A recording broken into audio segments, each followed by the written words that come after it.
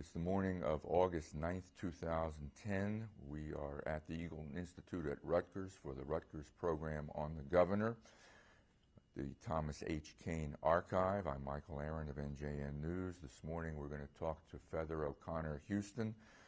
Feather spent 8 years in the Kane administration, first as head of the Housing and Mortgage Finance Agency and later as state treasurer.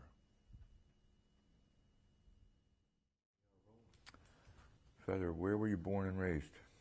I was born in Galveston, but I went to 11 schools in 12 years because my dad was in construction. But I mostly grew up in southwestern United States. Spent 1 year in Elizabeth. New Jersey? Mm-hmm. Was you, as a child? Yes, he was building the big oil refinery on the Turnpike. The Bayway Refinery? Mm-hmm. Mm-hmm. As a pipe fitter, not as the boss. But where'd you go to college? I went to the University of Arizona and then the University of Texas. Almost came to Eagleton, actually. And I was 1968, the riots after the Martin Luther King assassination made me a little anxious about coming to New Brunswick, a little realizing that the campus was very different than what I was seeing in the paper, so I went to the University of Texas instead for graduate school. What did you study? Political science, of course. What brought you to New Jersey? I married Larry. He had come from New Jersey to Washington with the Kennedy administration, but he had worked for Dick Hughes and for Bob Minor. He was very, very close to Governor Minor. And so when we decided it was time to leave Washington and come back to New Jersey, we waited for the 1981 election. When was the governor? 81. We waited to see who was going to win, and we were going to use Larry's Democratic connections if whoever it was, Jim Florio, won, and whatever Republican connections I could come up with if Tom Kane won. And then we sat and waited for 6 weeks for a recount. Sat in Washington? Sat in Washington because we couldn't start making our connections until then. What was Larry's expertise? He's an urban planner. He had worked for multiple departments in Washington, and he's now writes and publishes and serves as a consultant on business improvement districts. What made you decide together that you wanted to come back to New Jersey, regardless of who won that election? Ronald Reagan and all the people in that administration. We decided it was time to leave Washington. And for me, I was working in HUD. Were you disaffected from? Oh, very much so, yeah. For me, I had been in the same office in the Department of Housing and Urban Development for 10 years. I had been through about 6 secretaries of HUD, and the issues were coming around the second and third time with new people each time, and I had just been through about a year and a half, the first year and a half of the Reagan administration, and it was a destructive period. You know, it was always about cutting without a lot of thought given to cities or the things that I cared about. So it was time to do something else. Was Jack Kemp one of those HUD secretaries? Jack Kemp came later. Sam Pierce was there when I left. Jack Kemp came later, and he had, from all I could see from afar, a happiness about doing things with government. Even though he was a fiscal conservative, he was joyous and saw public service as an opportunity to get something done, not an opportunity to shut down and to be negative about what the public sector can do for people. You believe in government? Yeah. So Tom Kane won. What happened? I had a friend who was had been active in the New Jersey Republican Committee, Jim Stimson. He worked with me across the hall, and I walked over and said, help me figure this out. And we made a list of all the people who were around the incoming governor. We figured out which county they were from, and then we sat there and figured out who did we know from that county. And the next thing I knew, I walked into my boss in HUD and said, "Do you know anybody, Republicans in Bergen County," which was his home county? And he introduced me to one of the people who was very active in the campaign for the governor, for Governor Kane. And we got on the phone, and the next thing I knew, I was on a short list for a position. What position?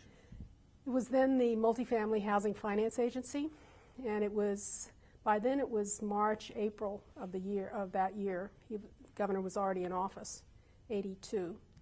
And they were having some difficulty filling the position, I think because the agency had had a lot of difficulty. It was when the Star Ledger or the New Jersey Network referred to HFA, it was the scandal-ridden HFA because people had gone to jail. There were SCI investigations and things like that in the past. And so they needed somebody who knew housing, but also had no associations or affiliations that might trigger questions about any of the stuff that had gone on before. And I don't know who else was in competition for the job, but I was eventually invited to come down. I interviewed a couple of times with various people, I think including the governor, but I can't even remember at this point, and was sprung on the agency without very much warning. Do you remember who the Bergen County Republican contact was? A guy named Jerry, I want to say Rabner, but something like Jerry Rabner. He ran an embroidery company in Bergen County. How large an agency was HFA? HFA had probably about 150, 200 people. They had probably about $1 billion worth of bonds out at that point, and 100, 150 multifamily projects in management. In cities? Mostly in cities. Yeah, almost all in cities. And there were nonprofit agencies that did some projects, low-income projects in really small places, but they were generally financed by the Farmers Home Administration. Had you moved to New Jersey, or did you wait until you got the job and then you moved to New Jersey? We had actually bought a house before I had the job nailed down. We had really decided to do it. Where? We bought a house in Cranberry, right on the lake there, America's southernmost New England village, and we still have it. Still live there? Mm-hmm. Part-time, we're there, and then we're in Philadelphia. At some point, the Housing Finance Agency became the Mortgage and Housing Finance Agency. Were you involved in that? We decided, for a variety of reasons, that they needed to merge, and there was a separate mortgage finance agency? There was a separate mortgage finance agency. It was based in Newark, and the gentleman who was head of it, I think, may have decided to retire, or he decided to retire because we decided to merge. I can't remember the sequence now, but he was retirement age. And we sat down with the attorneys and basically decided what the legal format should be of the merger, because there were a lot of legal questions about different aspects of it. And David Schwartz, the representative, was essentially took leadership of the getting it through the legislature. The assemblyman from Middlesex County, who was sort of a housing expert. He was a housing expert. He worked with us on all of the legislation while I was there, and I think he continued to do that. Was this a governor's initiative, or was this something that sprung up from? No, the merger was the governor's. Was our administration initiative. We decided it was. Most of the agencies in other states were merged, and there was a lot of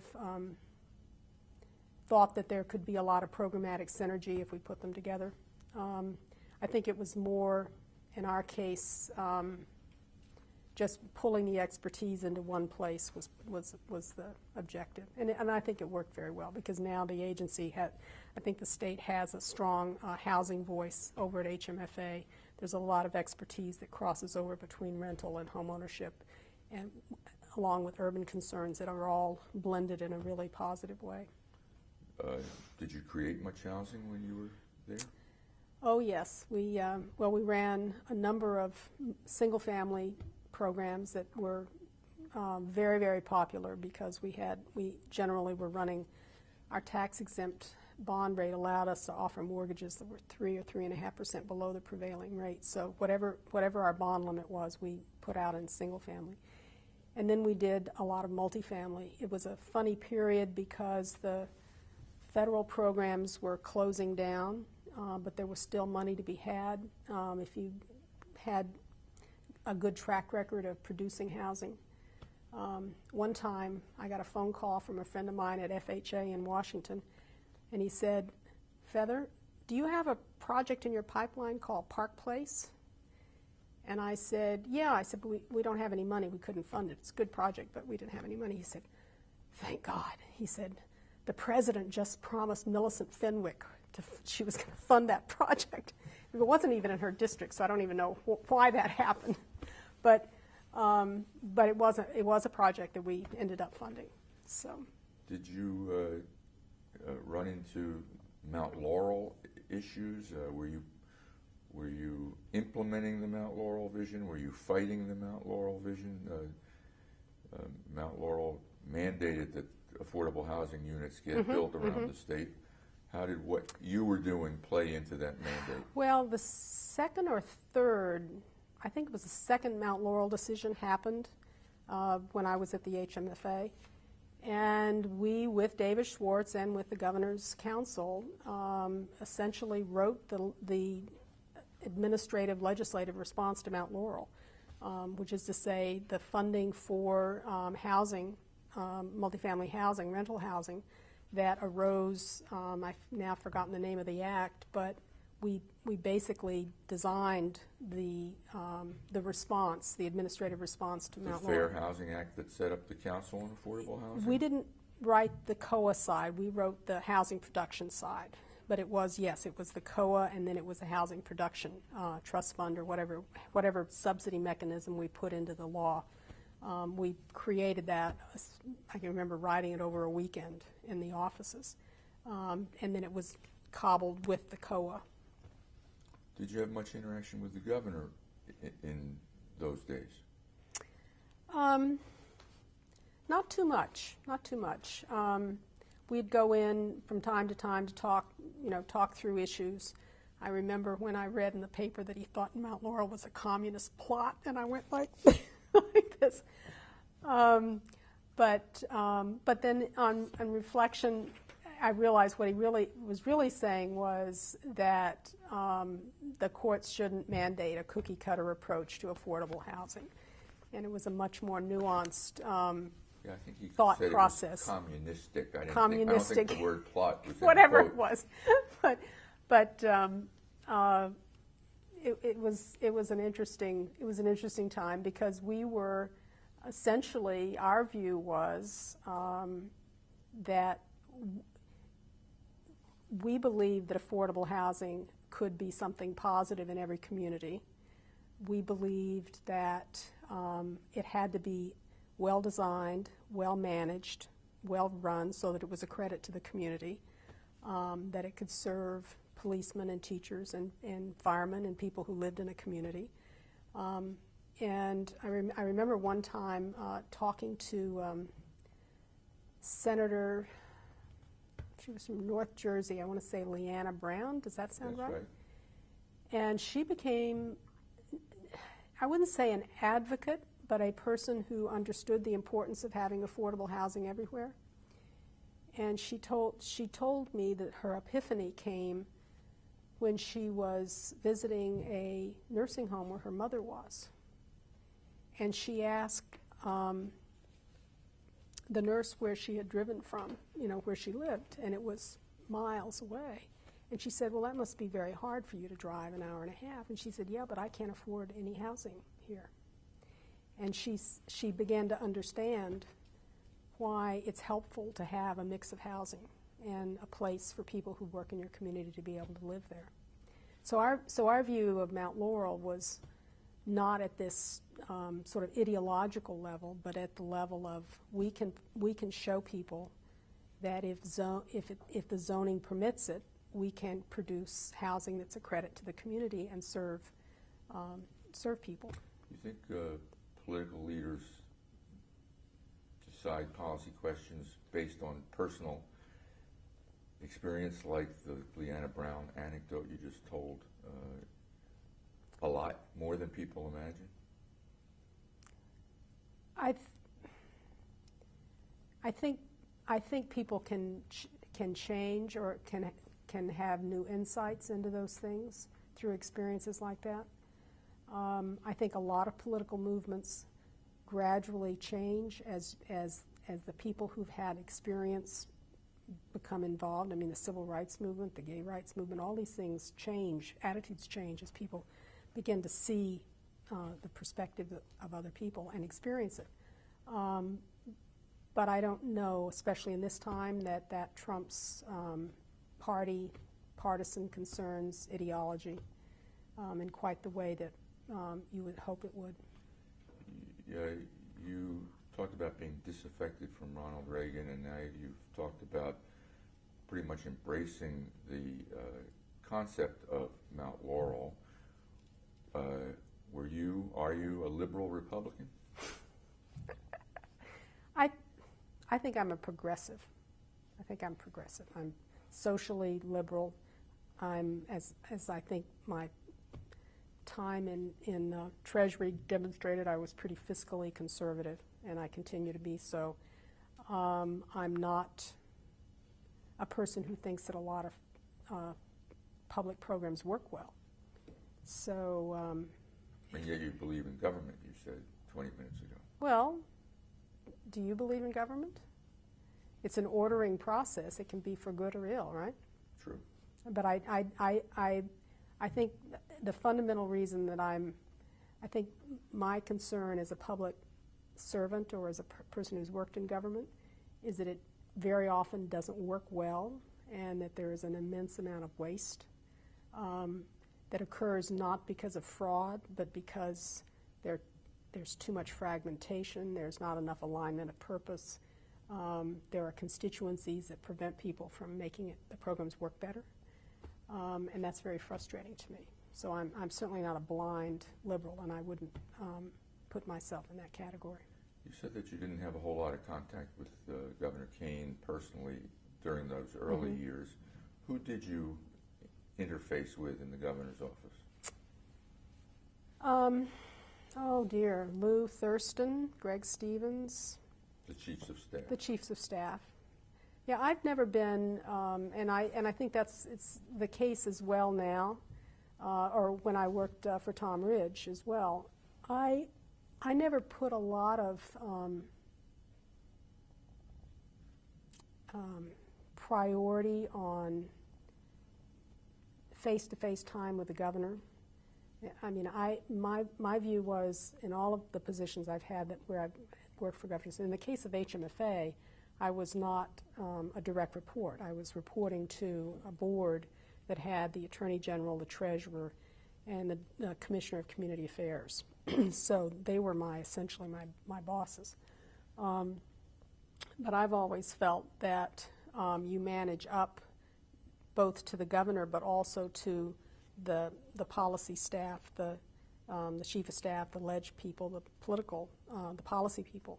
And there are times where you need to see the governor, but essentially your job is to move a department, and you expect to be able to manage up to the governor through the people that are in his immediate staff. So I didn't have much of an expectation of doing that, at least certainly not at the HMFA. Did you have a best friend in the administration or in the cabinet or in the legislature? I loved Larry Weiss, Senator Weiss.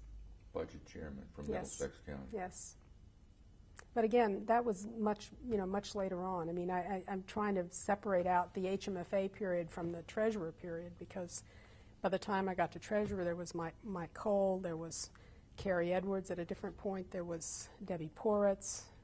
Gary Stein was someone I spoke to a lot in the first 4 years. Who was the treasurer in the first 4 years? Mike Horn. And Ken Biederman, I guess. Ken, let's say right. Ken came in the first couple years, Right. and Bill Stringer was with him, and then Mike Horn was treasurer for the second couple years, and then Mike left when Carrie was named Attorney General. And Why did Mike leave? I don't know. I mean, it's You- it's at the middle of a term. In the middle of a term, I think it's a natural thing. But that left an opening at Treasury, and there was one other person, and I were the two candidates that I was aware of for the position. Do you want to say who the other one was? Yeah, it was the Deputy Treasurer, Bill Stringer. And you got it. I got it. Why? In your mind, why do you think you got it? I think I'd done a very good job at the HMFA. I'd managed a number of pieces of legislation well. I'd taken an agency that had had a very bad reputation. Even though I think it had largely been cleaned up by the time I got there, I got the credit for having put it on a sound footing. I think they saw that as evidence of someone who could be placed in a major position with no unpredictability, that is very seasoned and responsible. Is treasurer a much tougher job than running the HMFA, or are they both equally tough? I think the treasurer's position is so much a product of the governor and the time that it's really hard to say. It's a great position. It's unlike every other treasury position in the country. How so? Well, first of all, it's appointed, which is very different. The predominance of treasury positions are elected, and they are trusted with very little. The treasurer in New Jersey has so much authority, so much scope of interest, that it has always been a position that I think that governors take very seriously. So it's just got a lot to it. When you were treasurer, and you were treasurer through the whole Through second the 4 term, years, yeah. what issues were you involved in? Wow. Well, you have to sort of think about it in terms of the agents, the pieces. The budget is in the Treasury. We had a very, very strong budget secretary, Dick Standiford, who pretty much ran the budget process with the internal agencies. But there came a point when we were essentially really rolling in money, where my job was to provide credence to the notion that we shouldn't spend it all, that we had to maintain a lot of fiscal discipline because of the potential, the obvious point that the economy was going to change. And I was quoted in one paper as saying, quoting Cole Porter, "It's too hot not to cool down." So that fiscal role of that. And then at the same time, when the economy crashed, I spent a great deal of time. When did it crash? About a year, about 10 months before we left office. So it would have been in early '89. And that was an extremely difficult budget. By then, Debbie Poritz was chief counsel, and so she and Dick and I, mostly I have to say Debbie even more than Dick, finally brought the budget together that year.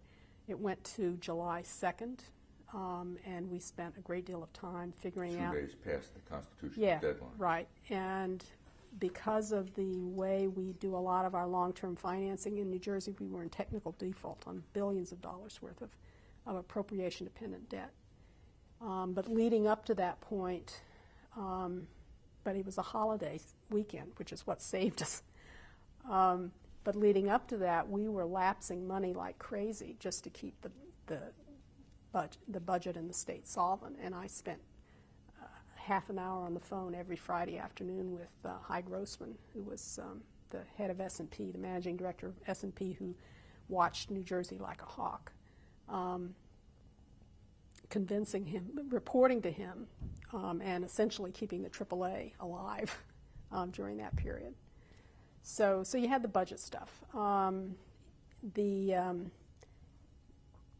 pension was very well funded then, and one of the things that we did with the governor's blessing was to recognize all of the retiree health benefits as part of the accounting for what the pension funds had an obligation for, so that we fairly represented the true obligation, forward obligations of the taxpayers and the pension funds. That caused a lot of consternation with some of the unions, particularly the corrections and police, because they wanted 20 and out. They wanted early retirement. And we basically said we have health benefits to pay. They more than take up the excess fundedness of our pension funds. And we essentially countered them with that. I mean, that wasn't the reason we were doing. We're doing it because, as a fiscal matter, we really should recognize the health benefits downstream. But it was a lot of conflict, and I've forgotten his name, Bill Faulkner, something like that, who was head of corrections. Bill Favre, and the union corrections leader were good friends during that period because I was very stubborn about it. I felt very strongly about how we should do it. They wanted 20 and out, and you wanted what? I said no because I felt that the pension fund, even though it looked healthy and that might absorb additional pension benefits, did not recognize at that point the mandated retiree health benefits that were really an obligation of that fund. And so, in fact, now the new GASB obligations require public pension funds to count up and measure the cost of those health benefits, just as I was trying to do in our as we worked through the fiscal condition of our. At the end of the term, I was so concerned about the way the pension funds became a sort of gotten into a tug of war with different interests, that we hired 2 different actuaries that were not already associated with the New Jersey pension funds, and had each of them look at, I guess it was probably the PERS, the main one, had them look at it. One was an actuary typically hired by labor unions, and the other was typically hired by management.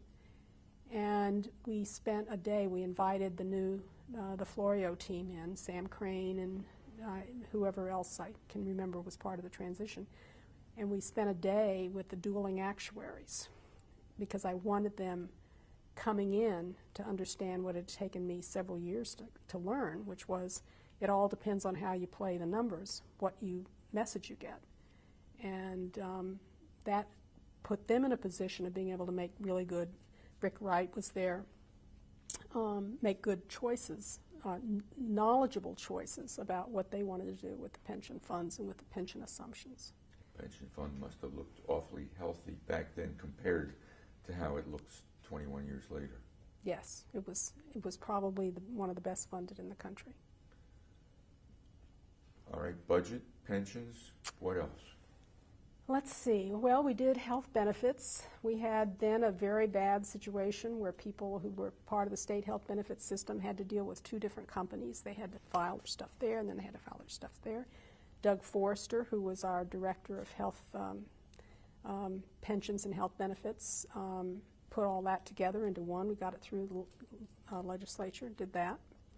We set up the State Planning Commission. During that period, the legislation was signed right before I became treasurer, but we were the center of the State Planning Act. Who was the Treasury Department? The Treasury Department. I was the mothership for state planning for those 4 years. Tell me about that. That was a much ballyhooed effort back then, and it is kind of lost its profile over the years. And that's a great tragedy, I think. I think you're right. We went through, we had a state planning commission, we had a state planning office.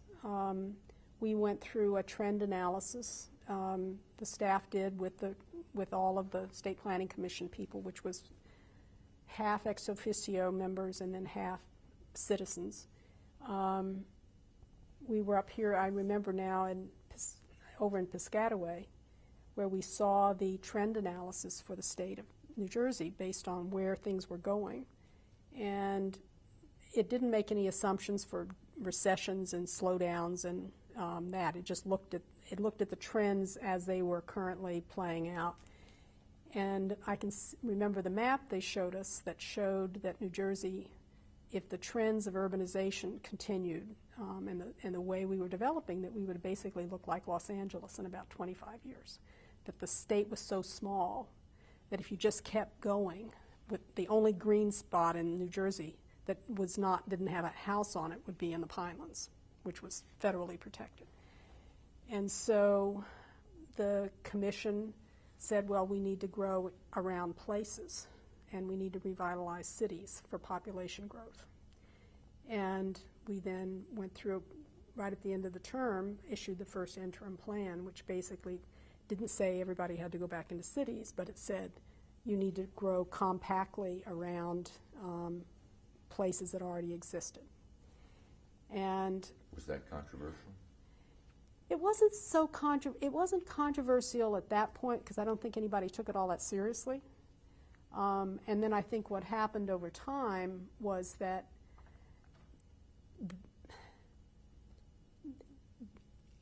the cities, the municipalities had not bought in enough to what that process was about. There had been a cross-acceptance process where inside each county the municipalities were sort of planning together for what their county might look like. But when the reality of it is that it required a lot of changed behavior, changed attitudes, different choices to be made at every micro level of every municipality. And no one really thought through what that took at the local level. And the depth of change in behavior that it required of state agencies was never really thought through and executed on either. So that, for example, 10 years later, you could find the DEP and the DOT giving conflicting information to a municipality that was trying to do the right thing. And they saw no particular reason why they should reconcile their respective views. Instead, what they should have been doing is saying, oh my gosh, here's a municipality that's acting in accordance with a state plan in the best interests of everyone. We need to figure out how to support them. But that's not what was happening. So whether it would have worked, if we'd had longer, if we'd started it in the first term and had 4 more years and really carefully thought through the execution, who knows? Was Governor Kane involved in creating that commission? Yes.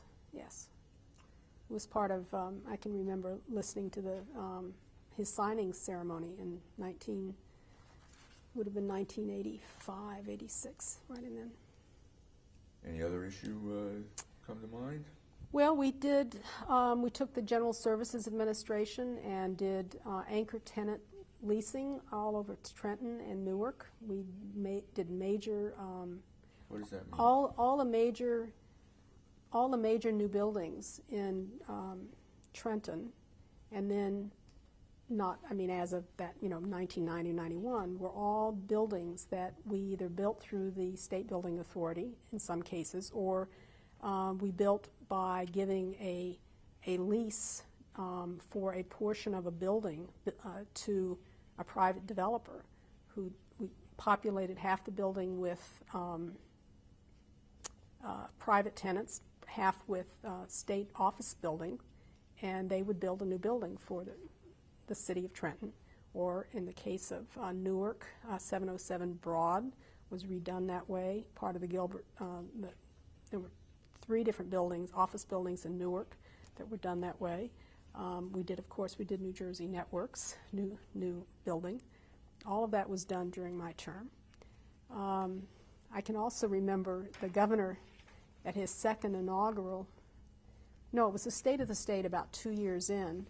We had it at the War Memorial, and the War Memorial at that point was owned by the Mercer County Commission. It was falling apart.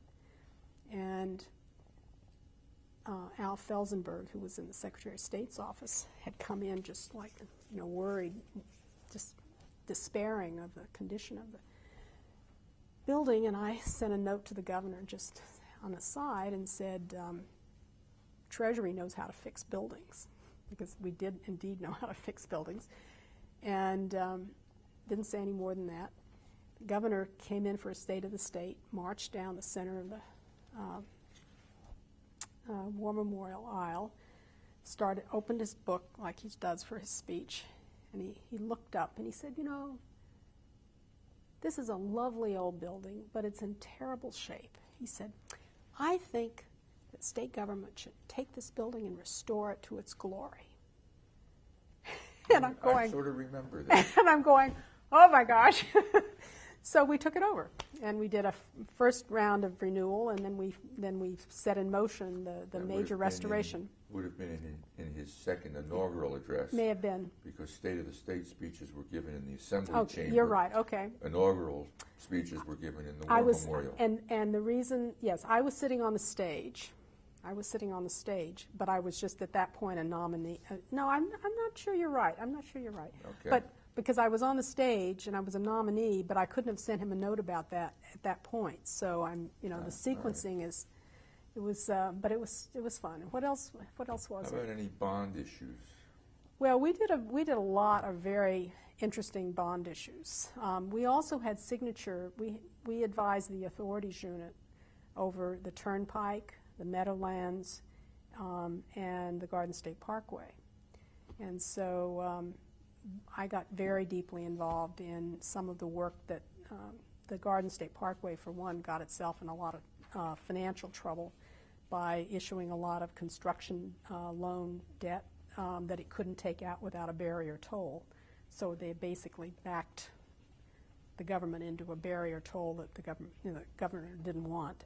You mean a new toll plaza somewhere, or No. A barrier toll increase. An increase. And we had to analyze that, figure out whether there was a way to fix the problem, which we did at least temporarily. We were able to figure out how they could collapse some of their debt, and that is defease it and slow down the construction and sort of put them on a firm footing until they were ready until the administration was ready to think about a toll increase.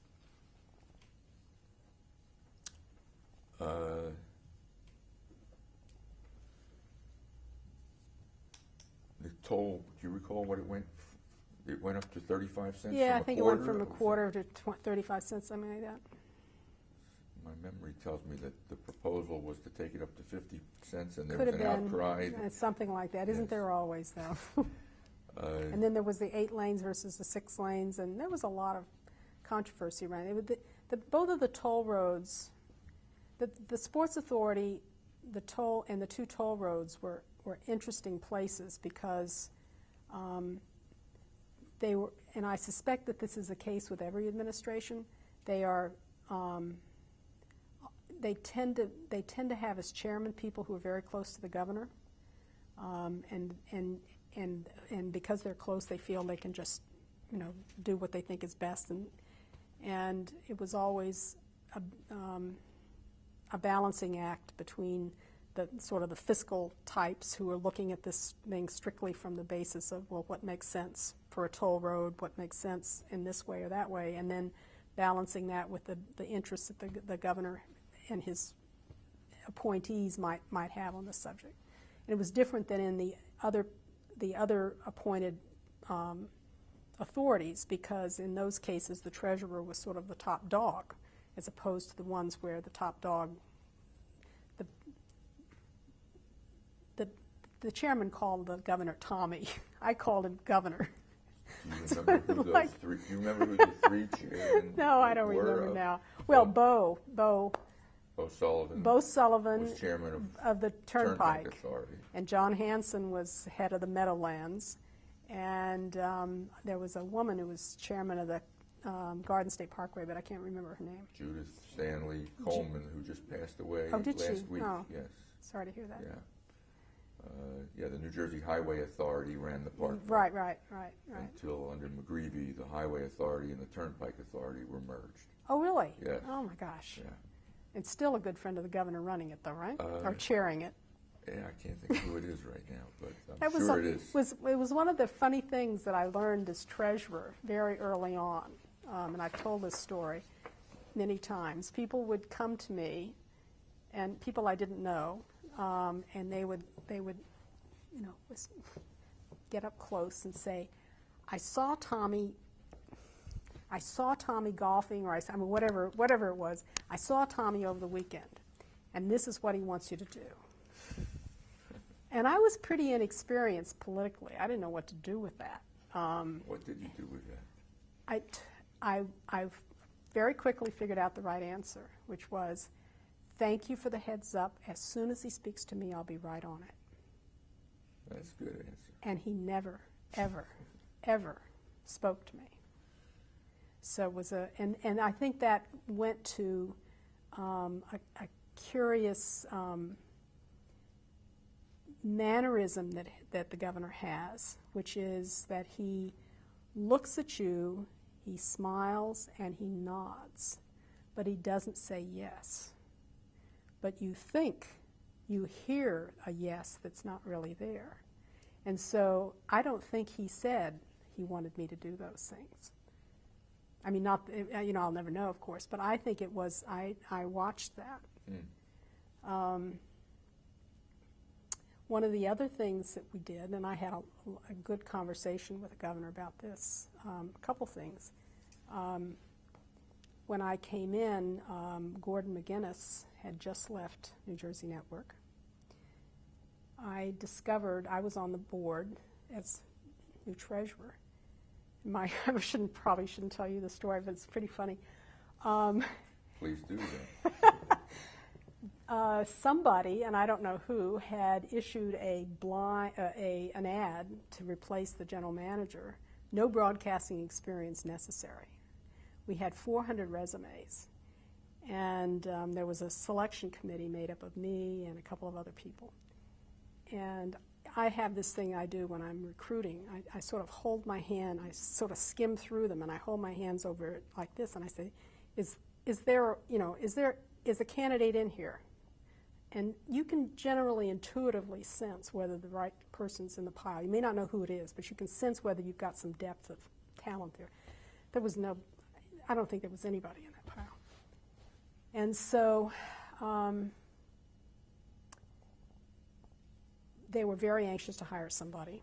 I was very anxious that we get the right person. The governor was very anxious that we have a very responsible appointment.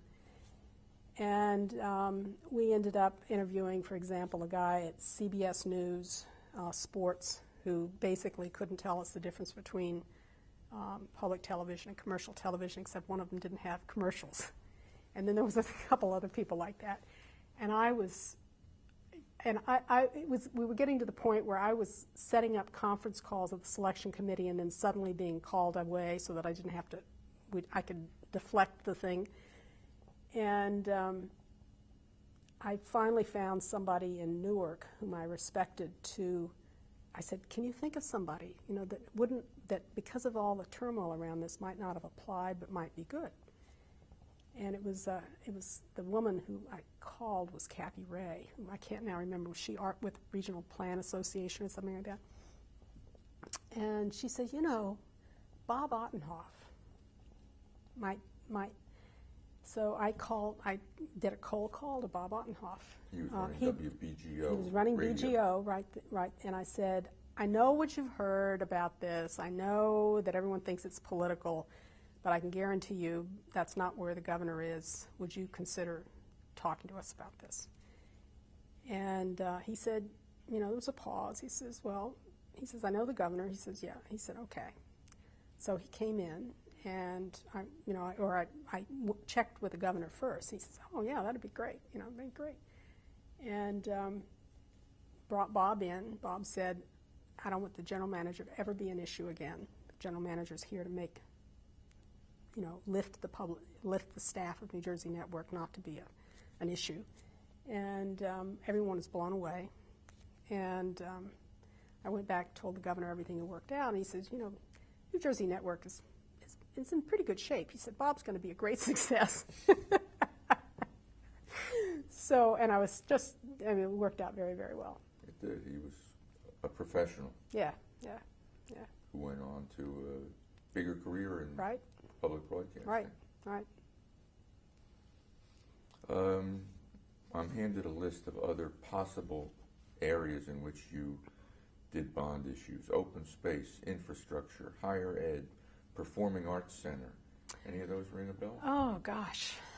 Well, we did a lot of bond issues, so I think that those are probably, some of those are interesting. I think the RPAC is probably, a Regional Performing Arts Center is probably the best story, and it also goes back to the governor. There had been commissioned right when I came, right at the transition, a study to determine what to do about a regional, a performing art, a home for the symphony. And I was very anxious about it because there had been talk about, well, they ought to put it out there somewhere in the suburbs of Essex County or someplace. I'm not, Roseland, does that make sense? Yes. Someplace out there. I'm from Central Jersey, so and I was very anxious because I knew it would be my responsibility to shepherd something, and I just thought that would be a crime to put a performing arts center not in the central city of the state. And to my great relief, the report came in and it said it would be a crime to put this in Roseland. It needs to be in Newark. I said, great. And so, and then I later learned that someone said, the governor went through the motions. He said he would never put it anywhere other than in Newark. So I said, my kind of guy. But then Ray Chambers came in to talk about this. He was the one who was going to shepherd this thing. And it was getting near the end of the term. The economy was crashing.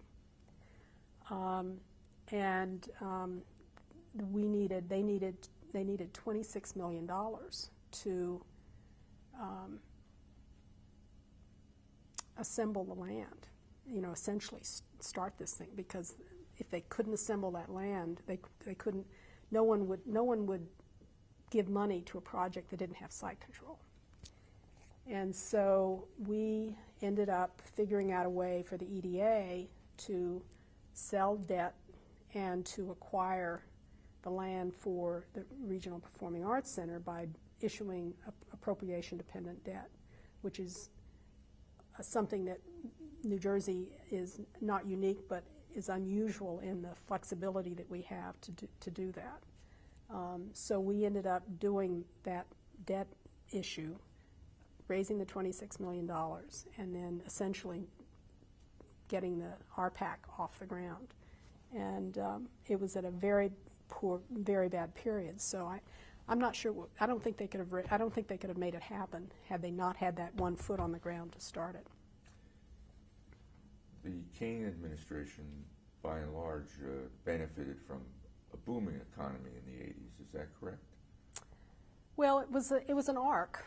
The first 2 or 3 years were rough, and if you remember, the state had a very poor self-image. I think the governor came in. I can't remember now exactly what happened in that first term, but it was a very. I remember Ken Biederman talking around. At the time, I thought it was funny, and then I realized it happens every 8 years. The new governor comes in, and they're shocked at the state of the budget. They are shocked at the size of the deficit. And Ken had to deal with that with the governor and with Greg and with all the people in that first term.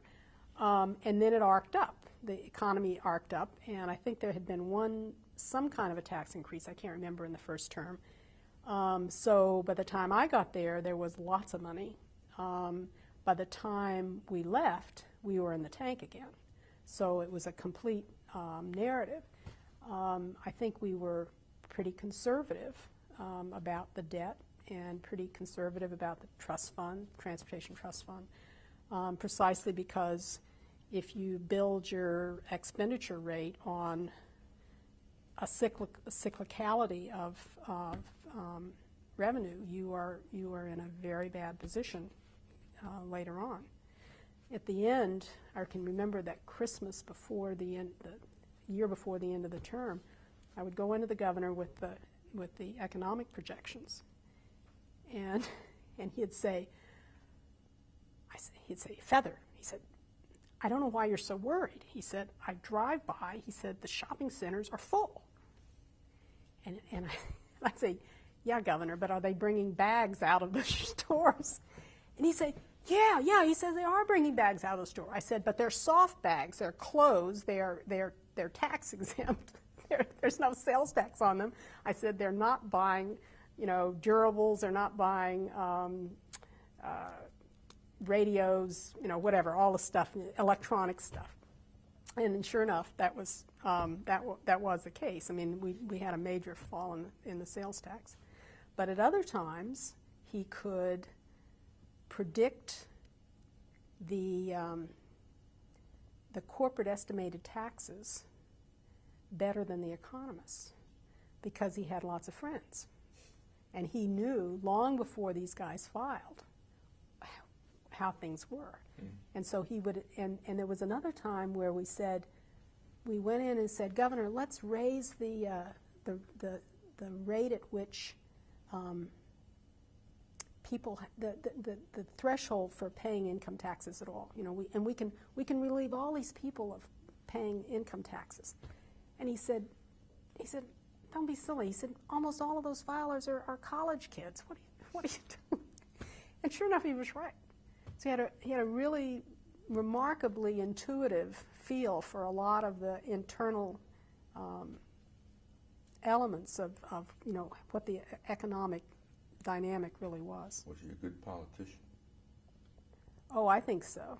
I think he was of a certain style. What style?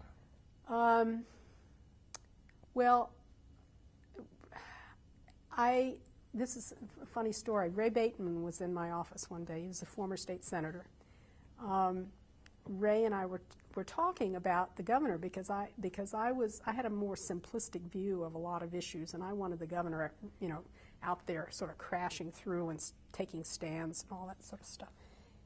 And Ray started laughing at me, and he said, "That was how I felt about it too." He said, "But Tom's one of these guys who hangs back and lets things gel carefully. He doesn't just crash in and polarize things. He lets things." He said, and I was the opposite. He said, I was always getting in trouble. He said, I polarized everything.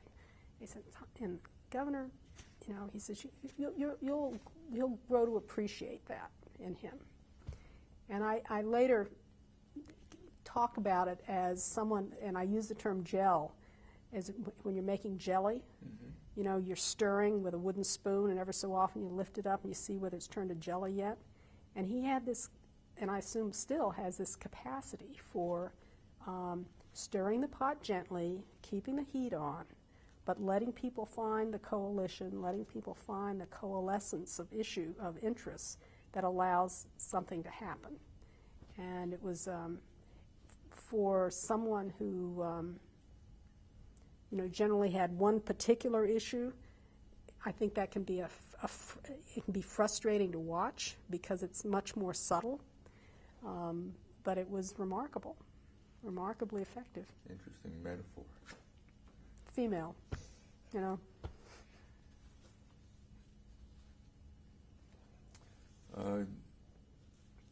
have a note here that says that you were recognized during your career for excellence in public administration. Is that correct? I was elected as a fellow to the National Academy of Public Administration. So when? I can't remember now. Late 80s, early 90s, something like that. That's what I do. Were you the first woman treasurer? Or yes. not? You were. Mm-hmm. Was that something you were cognizant of, proud of? Well, the headline said, first female treasurer, so yeah, I was aware of it. I mean, I knew who all the former treasurers had been, so. I was the first female director of HMFA as well. I didn't place a lot of significance in that sort of thing. I think you're hired to do a job. Positions gradually open up to women over time. It's not. I don't think about it very much. I think it's just as hard. I don't think it's more difficult or easier. You don't think you've faced any extra hurdle for having been a woman? I can honestly say I don't think so. I mean, I suspect that I think there are clubs, virtual clubs, to which I am not invited and probably don't even see and not even aware of. But I think if you attribute your success or failure to your gender, you are essentially escaping responsibility for what you can do yourself. Do you have any idea whether Tom Kean pushed the envelope when it comes to appointing women, generally speaking? I don't. Pushing the envelope is an interesting term. I mean, he had in that second term, he had about 6 women in major positions. He had Hazel Gluck, he had the insurance commissioner, Mary, forgotten her name, and she's changed it since then anyway. Mary Perel Little. Mary Perel Little. He had Brenda Davis. He had can't think of who the other ones were. Oh, Debbie Ports was chief counsel in the second. Yeah, so I think there were a lot, but it certainly wasn't more than our proportion of the population of the talent. So I think he looked for the right person for the position and made the appointments. Did you have much more personal interaction with him as treasurer than you had in the first term? Oh yeah. Yeah, we were in regular. I would, once or twice a month probably. I mean, it's very easy when you're in the State House. You go in and chat fairly easily. At one point, we were looking for the executive director of the State Planning Commission, and I must have gone in to see him 4, 5, 6 times because it was a very important position. Had a lot of political ramifications in terms of how it would play itself out, what signal he was sending by who he appointed. Who did he appoint? We found someone in Washington, D.C. metro area named John Epling. But I think the interesting story associated with that was that one of the people who was interested in the position, at least to the point of interviewing, was Christy Todd Whitman, who was then a freeholder. No kidding. And I've told this in front of Christy and the Governor Kean, so they agreed that it happened. And so Christy came in. At that point, she was a very articulate local official, very interested in smart growth and planning. And we said, "Wow, this would be great." Progressive Republican. I mean, So we had the interview, and I went into the governor. I was so excited. I said, "Christy Whitman would like to do this. Isn't this great?" And he sort of looks at me, he smiles and nods his head, shakes his head, and he says, "No," he said, "I have something else. I have something else. I have another plan for her, or there's something else for her." And of course, he appointed her to the Public Utility Commission, and from thence went on. And the day that Debbie Ports was sworn in to be Chief Justice, I went into the front office, and Debbie and the 2 governors were there, and I reminded them of this story, and they both laughed and obviously remember different pieces of it, but. So I know it's not a fantasy. It really did happen. I wonder, had she taken that job or been named to that job, whether she would have emerged? I don't from it think or so. not? It's It might have buried her. well, I think it's it coming from that position, coming from being freeholder into that position, she probably would have made a very good person in that job. I mean, just given her credentials, her sensibilities about those things. But it was fundamentally an apolitical position, and so I think he sensed that was not, that she was on a very different track, and it would have. I'm not sure how she'd have gotten from here to there from that position, because if she had become political in that sense or thinking about the next job, it would have made that process with the State Planning Commission very difficult. So it wouldn't have been a good fit. But who knows? You know, steps we all take. Who did you work closest with in the governor's office when you were treasurer? Probably Mike Cole, when he was, and Debbie. You know, the last, I guess, year and a half. They were both counsel. They were both counsel. Yeah, it was in there. You know, that was a very easy walk. Just drop in.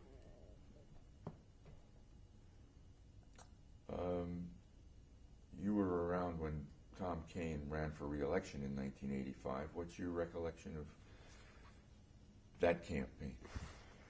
That was Peter Shapiro? Yes. Peter Shapiro, I mean, it was just a walk away. Why?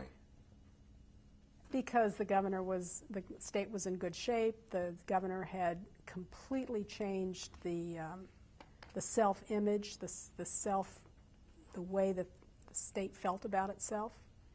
There was no reason for an incumbent of that level of popularity in a state of that kind of position to not be reelected. How did he change the state's sense of itself? I think you're right. I think that's a key part of his legacy. But what happened? What did he do? I think it was perfect together.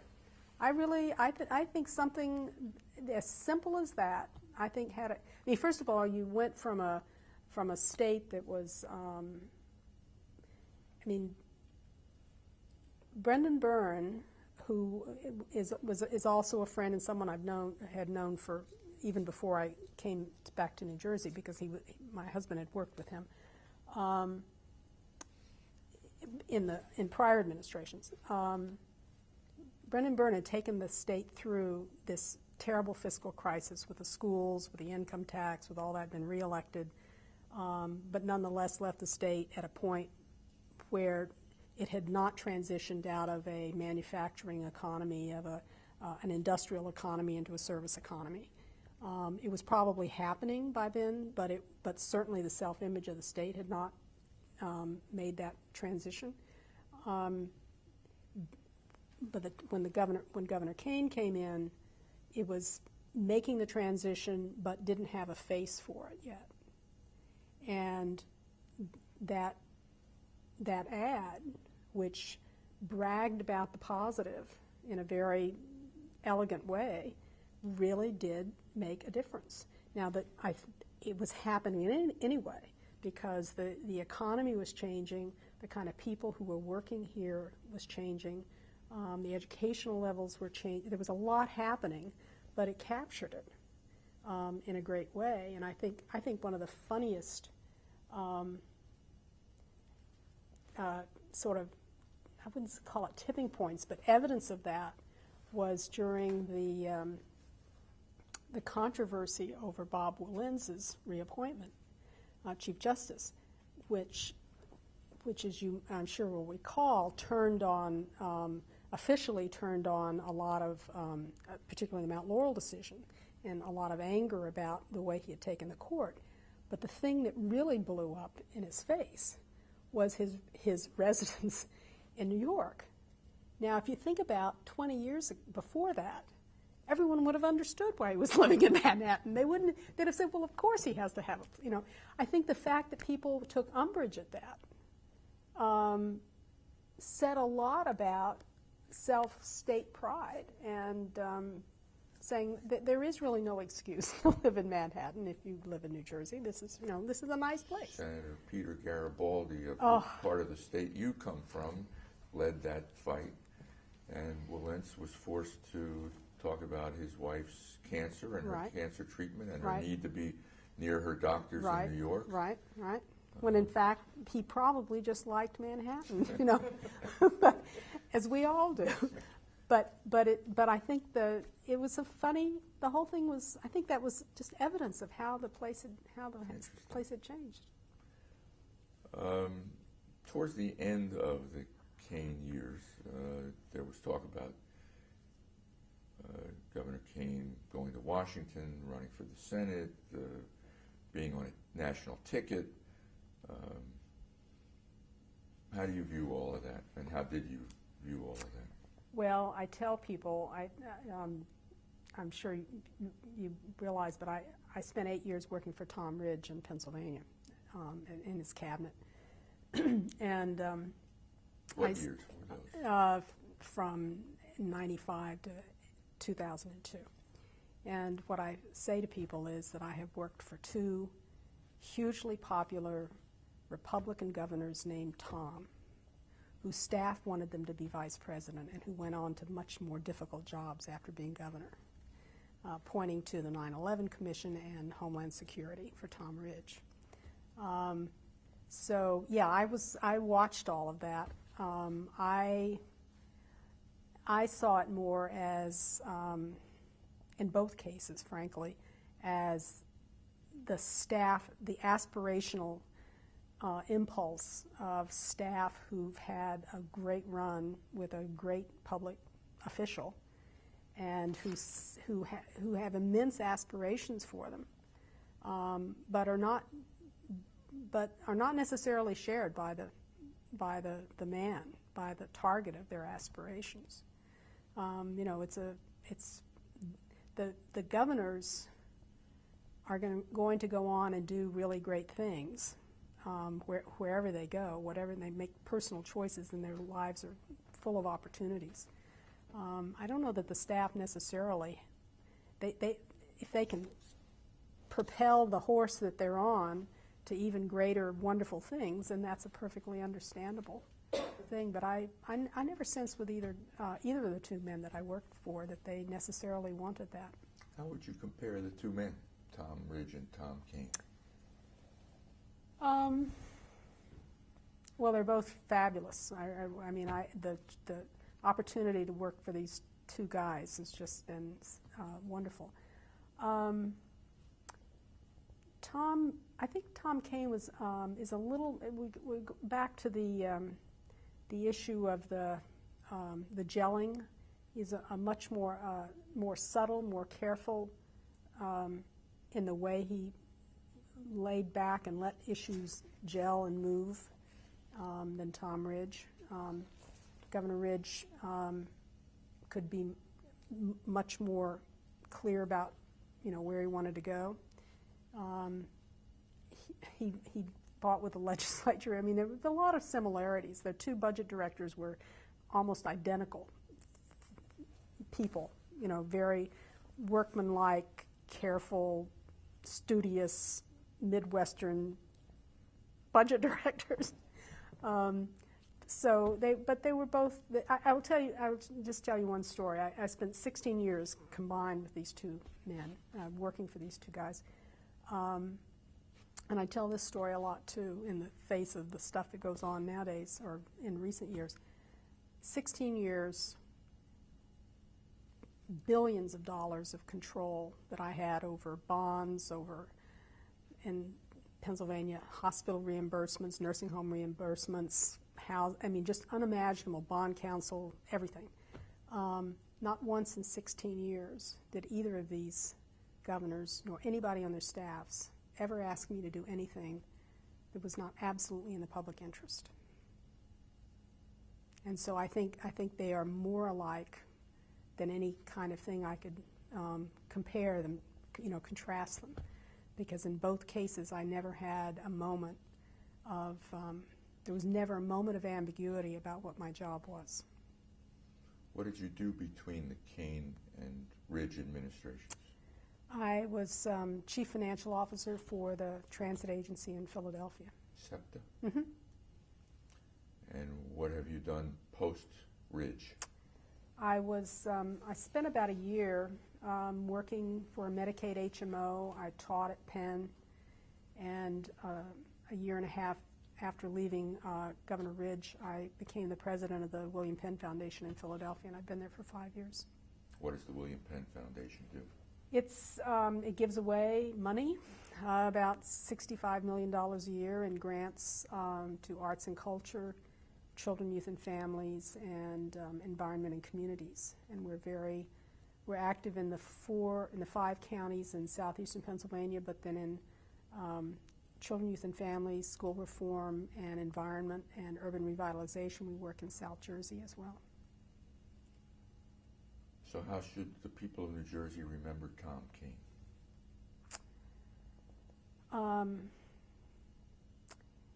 As a man of total integrity, a man who saw the state, who realized the state was much better than its own self-image and helped them think about it that way, who reached for some very important things in school reform, at the Performing Arts Center, many aspirational investments,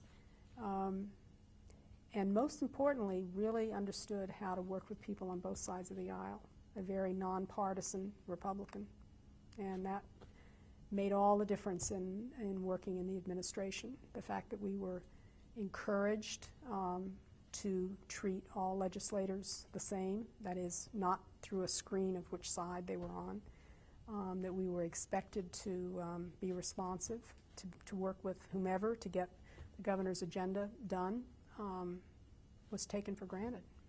It was a completely different world.